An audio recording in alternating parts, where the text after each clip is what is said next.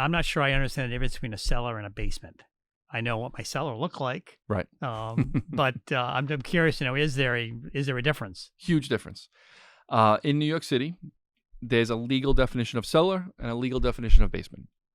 I'll give you some of the basic rules and regulations defining each, and then I'll put in place how they affect you depending on what you want to use the home for. A cellar is typically storage.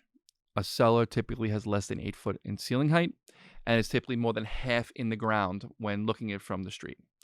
You do not pay taxes for that area, and you cannot use it for livable space. It's strictly storage. Can you use it for washer and dryer? Yes, Okay. you can. A basement is the exact opposite. It's typically more than half out of the ground. It typically has an 8 foot high ceiling. You can use it for livable space. You can have bedrooms down there. You can have an apartment down there. And you do pay tax for that area being used as a basement. Now, most 1 and 2 family homes in the suburbs of New York City, Brooklyn, Staten Island, Queens, most homes that are older have cellars.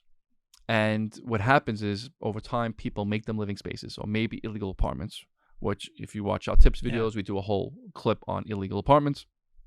Those can never be legalized into livable space unless you physically raise the home to get them out of the ground more than half. So it's important to know when you're doing work in your lower level, do you have a cellar or do you have a basement? What's the difference? What am I allowed to have and what I can't have? Does it make a difference if the cellar or the basement has windows? Does not make a difference. Okay.